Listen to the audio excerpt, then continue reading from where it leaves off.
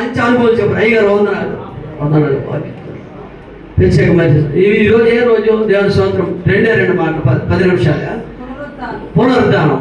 మహోన్నతుడికి దేవుడు పునరుద్ధానం. ప్రభువైన యేసుక్రీస్తు శిలువలో మరణించాడా? తొందర చెప్పండి. మరణించాడా? ప్రభువైన యేసుక్రీస్తు శిలువలో మరణించాడా? మరణించి తిరిగి లేచిన రోజు. మార్కు సువార్త 16:2 చూడండి. మార్కు సువార్త 16:2 చూడండి. స్తోత్రం హల్లెలూయా.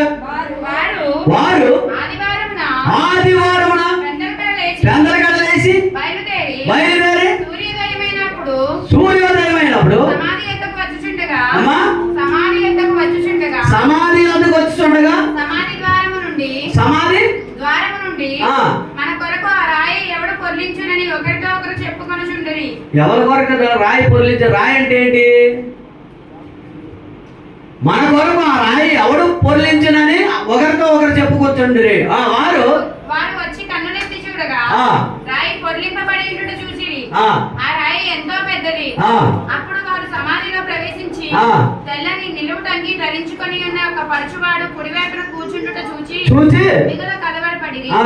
అందుకతడు కలవరపడకుడి, వేయబడిన నజరేయుడగు యేసును వెతుకుచున్నారా? ఆయన లేచి ఉన్నాడు, ఇక్కడ లేడు. దేవుని స్తోత్రం. ఏమయ్యాడు? లేచి ఉన్నాడు. దేవుని స్తోత్రం. మరి వెతుకుతున్నారు. దేవుని స్తోత్రం. హల్లెలూయా. మా పరిస్థితి ఇప్పుడు అటగని వెతికి దేవుడు వెతికితనం ఉన్నవాడు వదిలేసాం. దేవుని స్తోత్రం. హల్లెలూయా.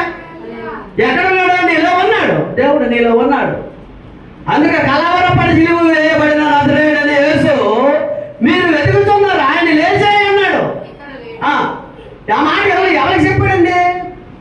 అంతకుముందు అందరికి చెప్పాడా లేదా? తెలియదు. వాళ్ళకి తెలీదా?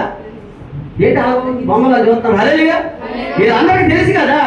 సమాధి సిలువలో యాగమైపోయిన తర్వాత 3 రోజుల నుండి లేచి లెగుతున్నాడు. లేకపోతే దేవుడు సృష్టికర్తన దేవుడు కుమారుడు ప్రభువైన యేసుక్రీస్తు లేపబడ్డాడు. ఆయనకి మరణం లేదు, పునరుద్ధరించాడు, పునరుద్ధానుడు అనమాట. దాన్ని చెప్పాలంటే పునరుద్ధానుడు.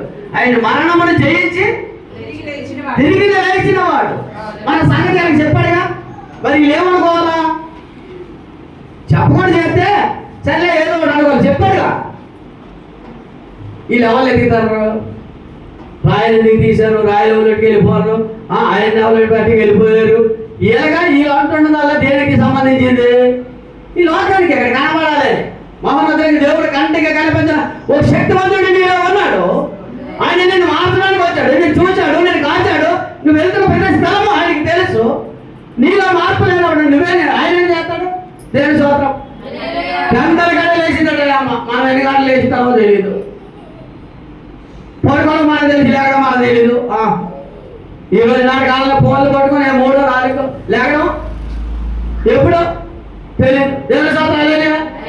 విశ్రాంతి దినము గడిచిపోదు మాకు తెలియని మరియా, నాకు ఒక తెలియని మరియా సలోమియా వచ్చి ఆయనను పూయమని సుగంధ ద్రవ్యం కోరుకొని వాళ్ళు ఆదివారం అందరికీ లేచి వెళ్ళిపోయారటండి.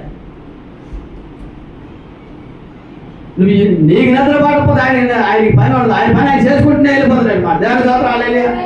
అందరికీ లేచి తక్కువ వెళ్ళి చూసిందట. చూసి లోపలికి వెళ్ళిందా? దేవుని స్తోత్రం. లోపలికి వెళ్ళిందా? యోహాను సువార్త 20 అధ్యాయం చూడండి. అయిపోయింది అంట. దేవుని స్తోత్రం. హల్లెలూయా. యోహాను సువార్త 20 అధ్యాయం చూడండి. 1వ వచనం చూడండి. ఆదివారమున చీకటిగా ఉన్నప్పుడు సమాధి యొద్దకు వచ్చి సమాధి మీద ఉండిన రాయిని చూసెను.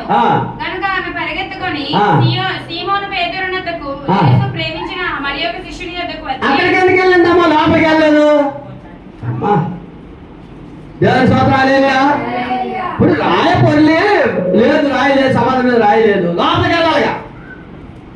లేదని చెప్పడానికి వెళ్ళిందట. దేవుని స్తోత్రం. ఎలాగో చూడండి. లేదని చెప్పడానికి వెళ్ళిందట. బాబాయ్ గారు ఇందాక చెప్తున్నామండి. మాకు సన్నివేశం గుర్తొచ్చింది.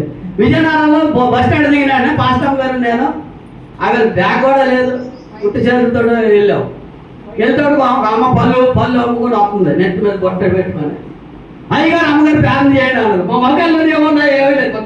బట్టలు కూడా వైట్ బట్టలు వేయలేదు, వైట్ రంగు బట్టలు ఇద్దరు రంగు బట్టలు వేసుకొని విజయనగరం బస్ స్టాండ్లో. అంటే ఆమె చూడండి కన్నీళ్ళు 2 బొట్లు కాచిందండి. చాలా వెంటనే ప్రార్థన చేశా, అమ్మ నీ బలహీనత నువ్వు భయపడిన అవసరం లేదమ్మా, నిన్ను దేవుడు తాగాడు, నిన్ను ముట్టాడు, నీ సమస్యల నుంచి విడుదల కలిగింది అన్నది అంతే. దేవుని స్తోత్రం. ఆయన బలం పొందుకొని ఆ చేతుడు పలు కూడా మారిపోయిందండి. దేవుని స్తోత్రం. హల్లెలూయా.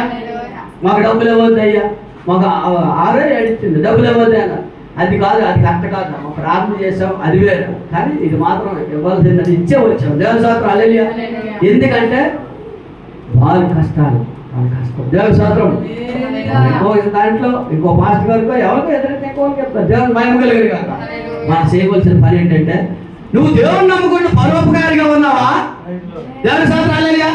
నీకు నువ్వే సరిపోతావా? చాలేదు, నీ భక్తి నీకే చాలట్లేదు. హల్లెలూయా. నువ్వు పరోపకారం చేయాలంటే నీ భక్తి నిన్ను మించి ఉండాలన్న. దేవుని స్తోత్రం. హల్లెలూయా. భక్తి పొరలాలి. పొంగి ఏంటంటే గిన్నె ఏమైంది? గిన్నె ఏమైంది? గిన్నె పొంగి పొరలుతుందట. మరి నీ భక్తి ఏమై ఉండాలా? పరోపకారం చేయాలంటే చొవాకు బయలుదేరన్నమాట. ఇంటికాడ ఒకరు వాడకాడు ఉన్న చేతిలో 4 3 రాలేదండి, 4 రాలేదు. అది పని ఆగుతా? దేవుని స్తోత్రం. హల్లెలూయా. ఆగుతా. కానీ ఒక రోజు సంవత్సరానికి